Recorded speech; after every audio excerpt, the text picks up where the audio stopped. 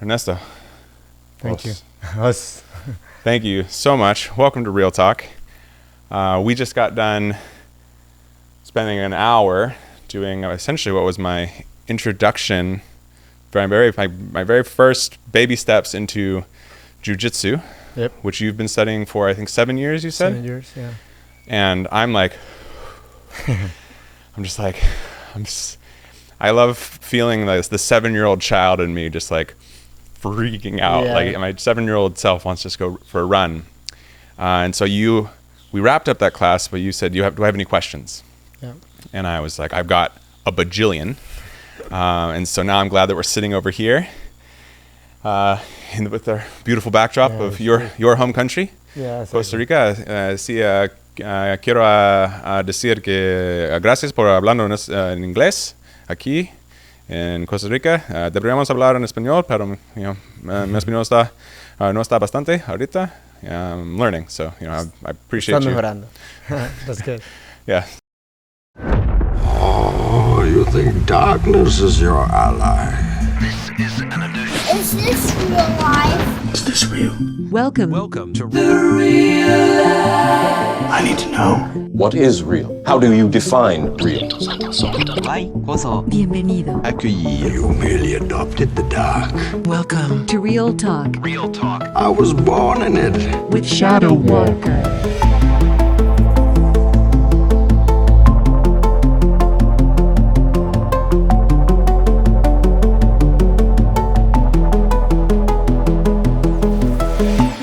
Getting better. But so what questions do I have? My first question would be, just I have so many, but in the context of jiu-jitsu and speaking of this art that you just wowed me with, how did you come to it? Where did jiu-jitsu find its way to you in your life? Like 7 years ago, you were how old? I was like 26 maybe at that moment. Yeah. A young man. I'm 33 at this point, yeah. So I was I went to university in business, so nothing like Nothing like jiu-jitsu. Nothing like jiu-jitsu. As a child, I always would be like a really sport guy. I always like soccer, do tennis, like whatever I can just try for, move my body. Yeah. That was that kind of kid, like I really like to play sports. Like when I was, working on business, I started like lifting weights, going to the gym, take care of myself. We call it the university stuff. Yeah, exactly. And more like just to getting better, getting in shape. So. I mean, you did a good job. Let me know where I can pick up a pair of these. Yeah, but at some point, I saw some friends on the gym doing jiu-jitsu. So I was like, it looks cool. But I was like, I don't know if it's like too late for me to, go Sure. like martial art. Yeah. I'm 26. 26. I'm basically dead at this point. But you see all these kids doing jiu-jitsu since 10 years old, Right. so they are already like really advanced. But I said, okay, I'm gonna try it, and I just fall in love the first day. It was like this kind of activity was so difficult, and my mind was like, you have to understand this, because it was like something like I didn't know anything. So like everything was like, okay, you are doing everything wrong, and all these guys can kick you, right? Everyone's schooling you. Your face is on the mat the entire time. Yeah. So these could be my own ego as well, talking about like, okay, you can do it. If these people can do it, you can do it. Yeah. And I start like just going every day for the classes and try to improve. And where was it? With a particular teacher, a particular academy? Our academy at that moment was Roger Coelho. He's a Brazilian guy, a really, really good black belt for Dan. He was the teacher. Now he moved to United States in 2019. Dang, So- lost another one in the United States. Yeah, so we just like Rest in peace. separated team.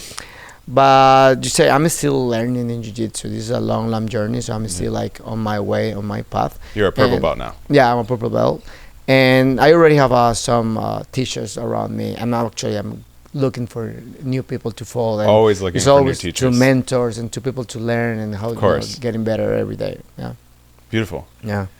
And so you're 26 and you basically fall in love with jiu-jitsu. Yeah. And so now you are 33. It's been 7 years, and you just opened up as I understand, a brand new academy. Yeah, correct. And that's Jungle Mat in Uvita. Yeah, correct. And so, like, the journey that got you from falling in love to opening to Jungle Mat, like, what is it? What would you say inspired you to take this step in that journey? Like, you is this your first time as a teacher? Is this like the beginning of your own learning? Yeah, it's my first academy. I think in 2020, when COVID gets, like all the world. When that happened. And that hit, yeah. That was like the worst, but the better thing to happen to me as well. If I see it like just selfish, or just like my journey. Perfect, yeah. At that point, it was like. How jujitsu of you to see an opportunity in something that is not good. That happened was, everything was closed. My business was going down, and you just get like to do different things, right? And at that point, it was like, okay, I want to live more. Like, I'm this kind of running rat. Yeah, you're just circle. Surviving. You're just on the survival I want treadmill. more money to change my car. I want more money to change my apartment. I want more money just to all this material stuff, right? Yeah, to be able to live the life you want. Exactly. So at that point, I was like, okay, you cannot buy some stuff. You can. It's just you. It's reality. It's reality. You're just dealing with what it is. So I connect a lot more with the ocean. I start going to surf.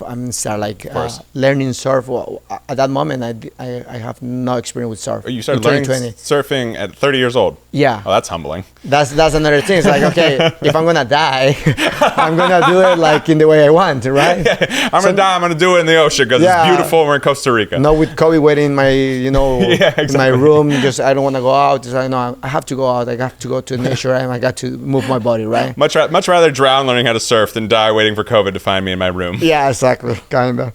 So I just came to Uvita like more often. My family, I grew up in a small city called Perseledon. Oh, of course, yeah. The second largest city in the country. Not that much, but still. So I knew this area since I was a kid, right? So I was like some connection with this area. So in 2020, I started like coming more down to Vita to surf, to spend more time in nature. So I just fall in love with the community, the waterfall here. So everything was like, okay, I really want to live here. And now I have the opportunity to live here. I'm Costa Rican. I just next to here. Why I'm living in the city? Yeah, I mean, when you're up in the mountains, it's beautiful up there, but it's called Costa Rica. Yeah, not Montaña Rica. It's not the beautiful mountains. It's the beautiful coast. Yeah. And the energy and everything was okay. I want to live there, so I want to just create the path to go there. And I knew it. If I go to live in Uvita, I will miss jiu-jitsu. Because it's something in my life, I want to keep it. And you had it's no jiu-jitsu here. No, right.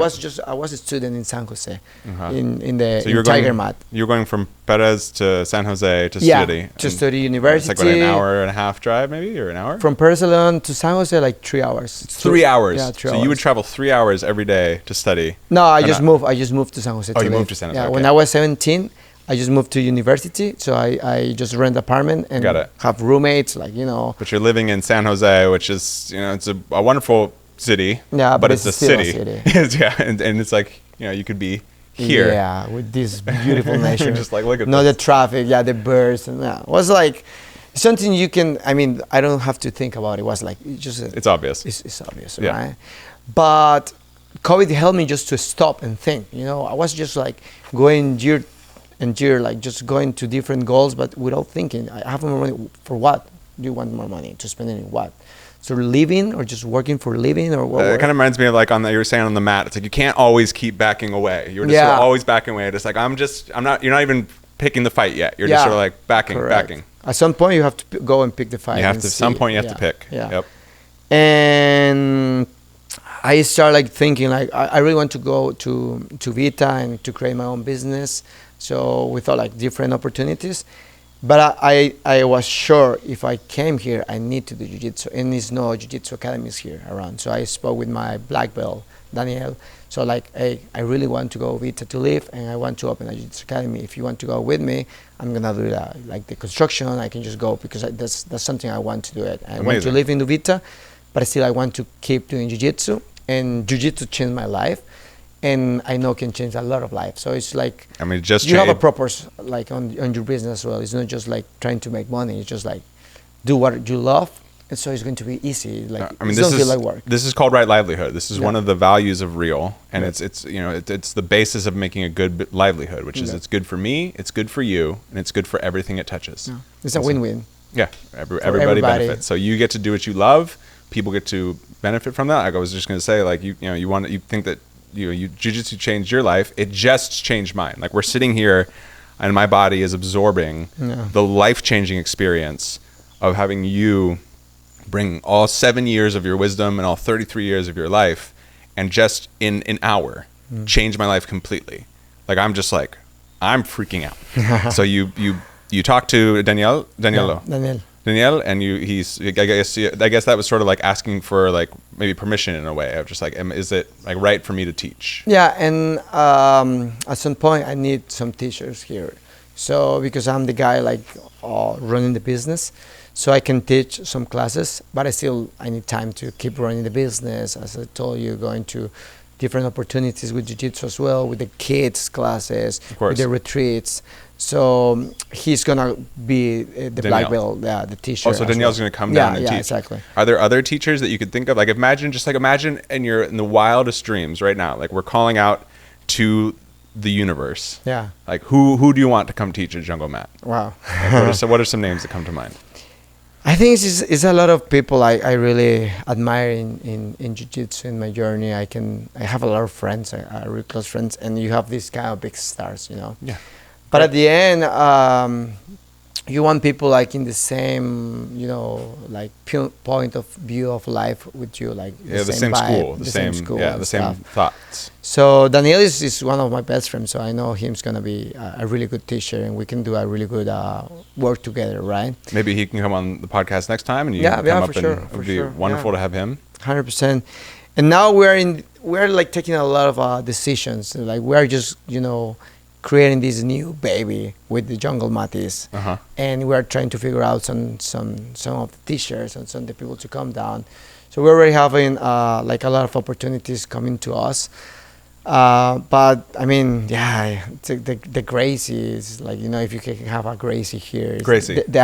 Who's Gracie? They started jiu-jitsu. They are the family to start jiu-jitsu in Brazil. Gracie. Yeah, the Gracie family. The Gracie family was so you were talking to me about a man from Brazil. Yeah, exactly. Learned from someone from Japan. Yeah, so if you go like back to the origin of jiu-jitsu, trying to do like a really recap, it's just like in the 50s, a guy from Japan came to Brazil, and they teach to Helio Gracie and Carlos Gracie jiu-jitsu, Japanese jiu-jitsu, aikido and judo, and they create like, you know, these techniques can get in better with this or with this, so they create their own martial arts called Brazilian Jiu-Jitsu, right? So they try to focus on like the weak guy, or, you know, like you can beat a really strong guy or big guy without like using the strength, right? Like try to be efficient. So interesting too, coming from Japan, I imagine, you know, and into Brazil, where I would imagine, I'm just guessing, like a lot of machismo culture, like the strength and like this very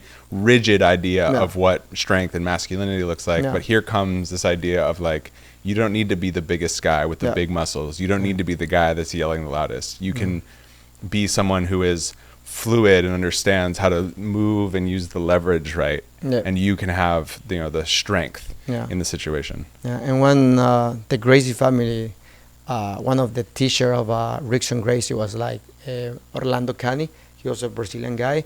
He was on biogymnastic, this kind of movement with animals. So since the beginning of jiu-jitsu, they are trying to put all this kind of mobility, flow. So they just getting, you know, like more in the sport. So you can see us, we're like doing jiu-jitsu or the warm-ups, trying to use a lot of patterns of animals. So just get more close to your body and bring in nature. Yeah, and bring in just nature. Like remember that we are animals. We are creatures of the body, and so it's like, you know, these martial arts that are focused so much on just like structure are like sort of failing in the way that I think like society is to like recognize nature. Like we are a piece of this thing, and it's always teaching us. Yeah. and it will always, it's been here for millions of years. We will always have a lesson to learn. Can you be more like a raindrop? Can you be more like this animal or that tiger or this thing? It's like, so the Gracie, we want to have someone from the Gracie family come to Jungle Mat. One And day. I think it's, so it's like, I told you, man, like you want to, you're building something, you have a baby. Like I was just saying it's Father's Day actually today. That's true. Are you a father? No, but Jungle Mat is like my baby. Jungle Mat's like your baby, and that's what we said. That's what we said. You have a dog. I've got a dog wherever Chispa is. And, so I would just say, like, Happy Father's Day to you. Because, like, I was talking over lunch yesterday, and I was expressing how I'm like, yeah, I'm excited to have a baby. And it was like, oh, so you want to be a father? And I'm like, no, I already am a father. I have so many children. This podcast is a child of mine. And my dog. These relationships that I have. Like, there's so many ways in which we get to be fathers. You have Jungle Mat. Yeah. And it's like, I'm also just excited now to have a baby, but like there's so many of them that we get to have. So I'm excited to be like an uncle, if I may, for Jungle Mat and help take care of your child. And so we've got we're gonna have someone from the Gracie family come. You said was it Canny or another name? No, the Rickson Gracie is one of the beginners. Now I have a teacher in California. It's called Franguinha as well. He's like the first guys to come from the Brazil to United States. It's like the first generation. Yeah, the first generation. I mean, jiu-jitsu started in Brazil, but they get popular in the States. So was like in around 80s, 90s. So a lot of guys from Brazil came to California. It was like the mecca of jiu-jitsu actually. And California. They getting popular there because they were like opening academies. It's like, okay, anyone can come and try to beat us. It doesn't matter if you are black belt in karate or whatever sport. Bring whatever you have, and we can see what's happened. The thing was, jiu-jitsu was something new, right? So it was really difficult to the people to do like karate, box, or different to go to the ground. The fight is gonna stop. All of a sudden, all your technique is down. Like you're like and just for us, it's just the start. When you just get the ground, this is the start of the fight for us. Just what you were saying is, I asked the question. My first questions in our class we just did, as I was like, is it better to be standing or on the ground? And you said, well, it just sort of depends on what you prefer. Yeah. Like exactly. It's like so like all these martial arts were like, oh, okay, I'm standing and I kick you, and be like, oh, I take your foot, now we're on the ground, and all of a sudden your entire school of knowledge and wisdom doesn't know what to do, but I do. Exactly. And now I roll around, and all of a sudden I've got you in what was like the top lock or something, and boop, and all those kicks, those techniques out the window. Exactly. So that's the thing. So they're getting really, really popular in the States, and California was the first state they just get. So if you go California, you can get the best academies with the most competitive guys and champions of the world. Even the world is in Los Angeles, so they are still like the mecca of well, they are right now. But I mean, like, what do you think it would be the steps to turn Costa Rica into the next jiu-jitsu mecca of the world? What if Jungle Mat? What if we just dream into the idea of Jungle Mat being the new mecca? And it is great because at the end, when I went to California to see some academies and speak with the people, it's quite the same. It's a coast area, so people like to go surf. All these Brazilians was surfers as well. Yeah, I'm from California. I'm from Santa Barbara. Okay, so beautiful. Yeah, I went there. Actually, Paragon is there as well. I know Paragon. Yeah. So Franguinha is the owner of Paragon. So I was in Paragon in Ventura. I was there for 1 week training with these people. We went to Santa Barbara too. So it's just beautiful, and I love Santa Barbara too, but I will point out that we're both living here now. Yeah, so it's for a reason. I love Santa Barbara, but there's somewhere better. I'll just hint. But Costa Rica have a lot of opportunity to grow in jiu-jitsu. I think it's a lot of people coming down because they know the peace and nature and need we say more? Yeah. So it's good people, good jiu-jitsu players coming down to do seminars, retreat. So I think in the next 5 years, Costa Rica it's well known in jiu-jitsu for sure. And you were saying you want to do retreats, and so we're gonna have people come down. We can have people from California come down. We can have your friend from Paragon. So let me ask you a different question now in the basket of questions that I have from our class. If you were talking to the younger version of yourself, right? So now here you are, 33, the new father of jungle mat, purple belt, an accomplished martial artist. If you met the younger version of yourself, maybe even not 26, let's go even earlier. Yeah. Like think of like a slightly lost version of yourself. Just starting into that treadmill, that rat race you're talking about. What would you say to that young man to encourage him to look at jiu-jitsu? Like how would you convince yourself? Yeah, I mean, for sure, jiu-jitsu was something I would love to learn since as a kid, right? At some point, you just go live and you just don't like judge when is the point. So maybe the point for me was when I was 26, right? And they changed my life because I needed that moment. That was the moment for you. That was the moment. Just like it was right. It was when it came to your life. It was the right time. Yeah, but as a teacher now and as a, like having my business in jiu-jitsu, I just decide to put all my life in jiu-jitsu. It's like this is the thing I want to do for the rest of my life. It's just one like a clear decision. It is many lifetimes worthy. Yeah, it's like it's the thing I want to do now and forever.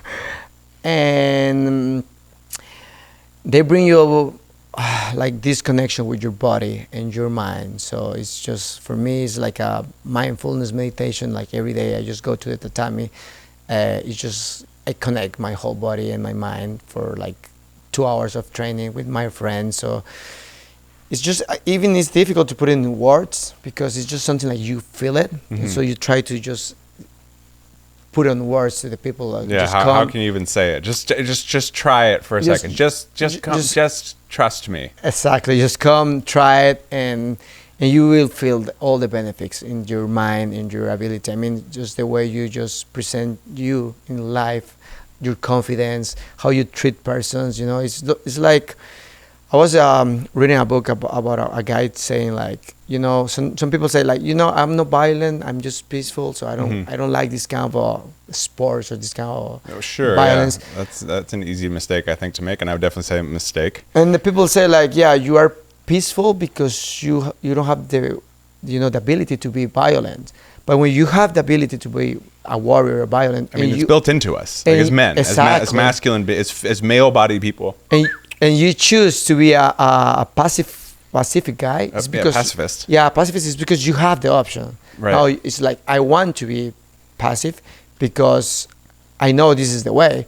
But if I have to defend myself, I have to do it. So the way you present yourself, the way you move around, is just different. And you always be like more in touch with the people. Like you can feel when somebody's like losing, the temper. It's like, buddy, just take it easy or just breathe. It's just relax. And if you want to speak violence, I speak violence too.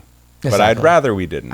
Exactly. And it's like, trust me, you would rather I didn't either. Yeah. So when you have this kind of power of yourself, how you can just move and how you can go around, you can even see how you breathe. Is like, okay, this guy is breathing too much, just keep it down. So sometimes, like, because I'm fighting like every single day, so now for me, as in the fight, I can just keep my breathing, connect to my body, and go the way I want to go, and not lose my mind on that moments, right? Absolutely. So if you have this power, if you are in the business meeting, if you are like in the traffic, whatever, you can control. Like if you're getting angry because you're in the traffic or somebody is just, the car is just next to you or whatever, it's like, take it easy, man. Yeah, why would that have to upset me? Or like, it's the same thing. It's like if someone's, cutting you off in traffic, that's like someone, it's like if you were on the mat and someone did something in particular and you got mad about it. Why you get mad? Oh, that's just what you do? Well, I just do this. I just, you throw your foot over there, that's fine. I take that foot and I throw my hip over it. Yeah. So, jiu-jitsu, essentially, it sounds like has given you this sense of ownership inside of your life. Yeah. And it's still like, always when you say about stress, it's like something bad, right? But if you have this kind of small stress, like exercises, like fighting, like jiu-jitsu, like every day, because stress is just pressure. Stress is just pressure. Yeah, and you can have it like like a medicine, like every day a little bit, so your body can like get used to. Yeah, that's how you build a muscle. Yeah. Little stress, and little tear. And that's it. And it builds back strong. So when you are like in a really stressful situation, your body how to know how to deal with all these chemicals in your body, all these feelings is like, okay, this is happening, but I already know how to. But to I've been manage here this. a million times. Yeah, and so that's kind of what let's we were keep talking going. about. Like you were saying, like, you know, it's like the mind-body connection. And we were sort of expanding a little bit on the mat earlier about how it's like the more you actually can give to your body and your body understands, and the less your mind has to do, the more comfortable you'll be. You know, if I don't have to think about, oh, here comes this guy, and like, what's the thing I'm supposed to do next? No, his foot comes here, the hand goes there. My body already knows, and it's already moving. And my mind is still just waiting for a question to come up, really, of like, oh, this is new, or this is interesting, or this is something I haven't seen. Yeah. You know, it's like if the more that we're able to practice with our body, the more the body, as you're saying, it's familiar with it, and all the chemicals are moving, and your body just goes, your coffee's here. Thank you. Excellent. There you go. Yeah. We're a household of beverages. That's good coffee. So I mean, it's just like it's so exciting for me at 36 for you know to have opened my eyes to jiu-jitsu, and then have you do the honor of coming here to our house and bringing your lessons and your wisdom, and just like to be like, wow, I have many lifetimes worth of a journey ahead of me that I just get to start on. You know, and you were saying like, oh, you know, if you want to become a black belt, or if you want to do this, and I'm just like, I just want to be a student. Yeah. The belt that I wear, I don't, you know, it's like cool. Yeah. You know, I honor your purple belt. Yeah, yeah. That's exciting. But inside of me, I can feel just like, oh, an endless amount of lessons that I get to learn. Like we were talking about how, you know, I was making the analogy of how jiu-jitsu feels like poetry, like a collaborative poem. And, you know, it's like you're sort of looking to see who writes the last word and puts a period. But if I know another sentence that I can throw in there, you might have me in a submission, but I actually can say, yes, and what if we add this sentence in? Yeah. And so I'm just excited to like keep learning new sentences and poetic verses to add in there. So we actually didn't get a chance to really prep much. We were just like so excited. But so I would like to throw in some of the questions that we'd meant to ask. Because I think we just touched on like some really deep aspects of masculinity just a moment ago. But Real as a company and Real Talk, our values are authenticity and right livelihood, as I mentioned. And our mission is cultivating authenticity in humanity. That's what the whole mission is of our entire podcast and our entire company. And so, you know, if I could, you know, just now as you've stepped into being a teacher, are there any places where you like kind of look back at life now that you've embodied this warrior that was within you, and you would say like you feel that authenticity is lacking, or that you want to like kind of like call out or shine that flashlight we talked about? Are there any particular places that you feel like kind of jump out at you? Yeah, I guess as a teenager, or even when I was in my early 20s, at some point you are like quite loose, you know, in this life and society. Totally lost. Like there's no structure. There's no one guiding us how to be masculine, how to be men. You know, anymore. And even as a 19 years old or 17 years old, when you just finish high school here, you have to go to the college. Somebody is asking you like, what is gonna do for the rest of your life? Right, 17. They're like, what's your whole plan gonna be? Don't you Yeah. know already? Yeah, exactly. It's like, I don't know what t-shirt I want to wear tomorrow, and now I have just to take the decision of my whole life. I don't even know what I'm having for dinner. Yeah, What do you mean? Why are you asking me to be a lawyer, to be a business guy, or whatever? It's just like, right? And society just always trying to, with the time is cooking. Like you have to be under 20s, have your degree, have this house, whatever. It's like always. And here's these goals that you're supposed to have, even if they're not actually real goals. Society's told you that they are. Here's the house, the kids. You should have a fence. Apparently, there's a dog involved. And for sure, I took yes. a lot of decisions about society, like about to honor my fathers, or like, because my parents want to do it this way, or my brother, or the society. So, for sure, I lack of authenticity a lot of times in my life. Yeah, but that makes sense. I just try to keep moving and try. I was this little something behind, like okay, voice. just go, try, and I will say jiu-jitsu was one of these things like. Changed a lot of it, because it's like when I was 26, a lot of people say like, don't go there, why, you are too old now, you just keep focusing on your business, or you're losing your time. And at 26, what were you doing? like the business that you were doing? Actually, I was more in the personal training business. So yeah, I have my small studio of personal trainer. And even still, they were saying, don't go into jiu-jitsu. You're a personal Yeah, trainer. yeah, And there's yeah. people being like, no, you're too old to start something new. You're 26. Forget about it. Your life's over at 26. But it's just people sometimes like next to you, just trying to do pressure, like just to go, just to learning something new. I remember when I started learning Portuguese because I was doing jiu-jitsu. So I said like, I want to learn Portuguese. You know, jiu-jitsu come from Brazil. Jiu-jitsu's a language. Portuguese is a Yeah. language of Brazilian jiu-jitsu. I'll So learn some that friends then. told me like, why are you wanting to learn Portuguese? It's just, you know, it's just two countries in the world to speak Portuguese. It's like, I don't care. I just want to go and speak Portuguese because I want. Because I want to. Because Yeah. it's life. And what else am I supposed to be doing? So people say, no, you have to do something to make money. It's like, maybe I will not work with Portuguese. It's not make me money for Portuguese, but I'm gonna give me, you know, a lot of more things. And my brain is just like, want to go and learn more. So yeah, but at that point it was like, okay, no, I want to do it what I want to do. You know, like I'm gonna stop like listening to my parents sometimes. Like, okay, no, maybe I love you and I know you want the best for me, but the best for me now, maybe I'm 26, I can start thinking about myself. What was best for you and what you think is best for me is Yeah. not actually what's authentic for me. Exactly. You know, correct. it's not true necessarily for me. And it almost sounds like what you're saying, like in response to the question of like, you know, where are we lacking authenticity? It sounds like you're just saying like in ourselves. Yeah, Like, just like, can you 100%. be authentic to yourself? Can you be true to yourself? Yeah. You know, because it's like, you know, if you'd listened to all these other people and you would, you know, failed that 26-year-old man in authenticity and been like, oh yeah, you know, they're right. Like I'm too old. I should just do this thing. You never would have found jujitsu, and you never would have been sitting here, and you never would have had jungle mat. And you know that might have been. I'm sure you would have found something else, but like a whole journey that you've now taken on would have been 100%. lost. Yeah, 100%. Oh man. Woo. Thank you for being authentic to yourself. Yeah. And you know, trusting that you know, in this face of all of these forces that are like pushing on you, and you're just like, no, everyone, hang on. I'm gonna go and see what's right for me. Yeah, even the day when I told with my parents and some friends, like, you know, guys, I'm gonna open a jiu-jitsu academy in Ovita. I was like, oh wow, I'm just gonna quit my job in San Jose. That was 1 year ago.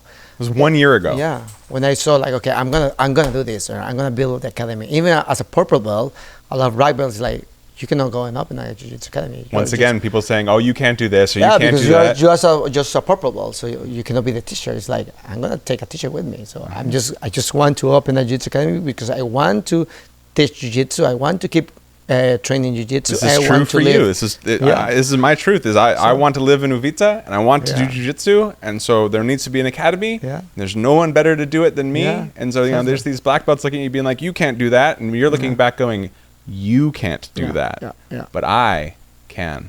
And that's what's authentic for me. And I know it's a lot of people like, even when I start this like thinking this guy is like, you know, nuts or something. It's like, this is my point of view. This is what I want to do, and it's like, I don't need the permission of nobody. You know? It's like, I'm gonna do it. You know, and it's like if you'd listen to these guys saying like, oh, you don't know enough to teach, then I would never have had jiu-jitsu. Yeah. And so here now, just in this one morning, you've proven them all wrong. All of them that said, no, you can't. You know, and here I am. I know nothing. Thank you, Chispa. I'm sure there's something very dangerous out there. that tree is going to attack us. Yeah. You know, but it's like thank you again for being authentic to yourself, and in your, you know, innate wisdom, in that trusting in nature, and that trusting in yourself. Now I get to learn. And I might not have. And if you hadn't been authentic to yourself, then I wouldn't have found jiu-jitsu. And I can say, you know, like in the time of, you know, you got here, I think at like 11 o'clock, and I think it's probably around like 1 something, you know, so 2 hours, my life is completely changed.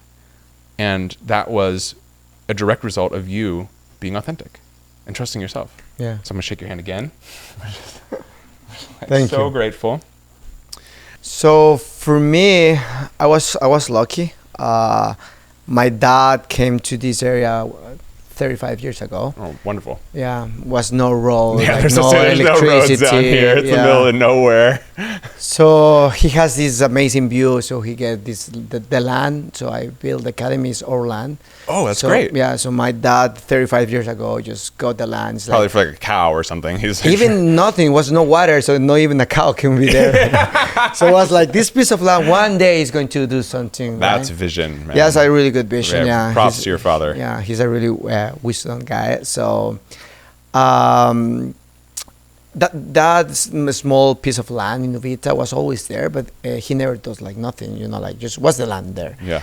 And in 2020, he told me, like this land is going to be yours. So if you want to do something with the land, it's on your name. Okay, it's like okay, Oh, man. let's start thinking about like what I can do. Now I feel like this attachment with the with the land. Yeah, you got some ownership And here. at the end, I always see the land like it doesn't belong to me because the land is here. I'm gonna pass away, and the land is gonna be there. Land will These be here long mountains, after. Yeah. Yeah. Land's been here long before you. Land will be here long after you. But still, if I have the opportunity to have it, I'm trying to do the best I can with this land. To take care of the land, right?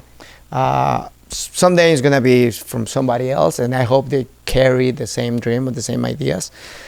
So when I get the land, it's like, okay, I really want to do something good, right? And I start coming, to the gardening and tea, and so I go for ask for water to the, aqueductos and this kind of I'm situation. sure that was fun. Yeah, all the municipalidad process and all the government stuff. Thrilling. That's for another podcast episode. Yeah, yeah, exactly. And then I just fall in love with the people. Was like I get a really good friends here. Like, when you meet somebody, it's like, okay, these people is in your same frequency, same vibes. Yeah. It's like it's just natural just to get with these people, right? So for me, it was like, okay, I really feel good here. I was on the waterfall, just looking around. It's like, Oh, this is life, right? So I want to vida. be here. This is pura vida. This is a real pura vida Yeah. life, right? And I start with the dream, like, okay, I wanna just build this. I have the land, so I just go through all the process. Go to the bank, ask for a loan, and go to the municipality, make the name. What's gonna be the name? Okay, I want Jungle Mud, and the logo and everything was a really nice. Where is the logo? Do you have one of the? Is I this saw a it on your Jaguar? shirt. Yeah. Yeah. Can we have one of the shirts? Come here. Yeah, kind of t-shirt on Come the on. back. You gotta show off the logo. Where is the Looking camera? beautiful. I think you got a couple of them here. So you just come right in Yeah, front. There in it front is. as well, yeah. This is Jungle Man. Yeah, are there one of those? That's There it is. That's the shot. if we're open to all the conversations, I saw a jaguar in ayahuasca my first time, Oh yeah, of course. and it was Thank you. it was a really close experience. That was 1 year and a half ago when I was just trying to build my academy, but I didn't have the name or the logo. Is this your first time on ayahuasca? And the first and the only one at the Oh, wow. moment. Okay. 1 year and a half. So when I did it, I saw a jaguar coming to me, and it was like a really deep experience. Oh, that So jaguar came to you. Yeah, and next day, that was the experience. Was like I was in the room, and there's a jaguar came in, and we were just facing like each other. But it's like this feeling like you see somebody from the high school 20 years later. It's like I know you. I know you. But you changed a little bit, Yeah, it's But- like I haven't seen you in a while, but I Yeah. still recognize you in there. And then the jaguar just came and sit around, like like the dogs when they just go through, like just have a You just felt right rest. at home. And He's always said- been there. Yeah. And next day it's like, okay, the jaguar is gonna be the logo of the academy. Wow. I need that, and now it's in my back as well, jaguar. So I'm getting Look at a that. big tattoo You're of getting a a tattoo. jaguar. Yeah. So now I just feel this attachment with them. So all the process to create Jungle Mud for me is like a beautiful journey. It's like fell into place. I know. I mean, I will say like, okay, it's hard to open a business. Of course, it's hard. Yeah, I mean, it's sure. a lot of process you do, but I don't feel like I cannot say like, oh no, if it was straightforward. I enjoy every single step to just building, create, just in the same than jiu-jitsu. You have a You're mistake. living life like you do jiu-jitsu. Here Exactly. comes the thing. You have a and- mistake. Okay, I'm on this, triangle. This is fucking hard. I'm gonna go away from this. Yeah, I'll if I tap- have to I'll- tap, I'm gonna tap and go tap back and then go we to the start corner again. and start again. Yeah, I made a mistake. That's okay. Let's start over. Yeah, so that for me, it's just a lovely journey. I mean, since day one, for today, I'm just gonna having fun. Oh man, it's beautiful. I'm so excited to have met you at this time and I didn't realize how fresh and new all of this was. So it's like thrilling to me to be like, wow, look at you go. And I'm inspired by your journey. And I'm just so excited to see Jungle Mat grow, and all of you who are watching and listening have so much to be excited about, to come and visit and study with Ernesto at Jungle Mat and to be part of this. And it's just I can see the visions of it and it growing, and we can see the retreats coming, and I can see the people coming. And I mean, you've been doing a really big thing. You've really, I think, contributed to the world just in the starting of it in a really big way. So, I mean, I'm feeling really grateful, and I'm feeling very complete here. And I just want to say again, thank you so much for coming on Real Talk. My pleasure. Thank you for having us. And I really look forward to seeing what comes next, man. I think we're going to do a lot more. We can bring some of the crew down and check out and do some filming and stuff at the academy and study more. And I will forever be your student. Yeah, my home is your home. My academy is your academy. So everybody's welcome anytime. Us. Us.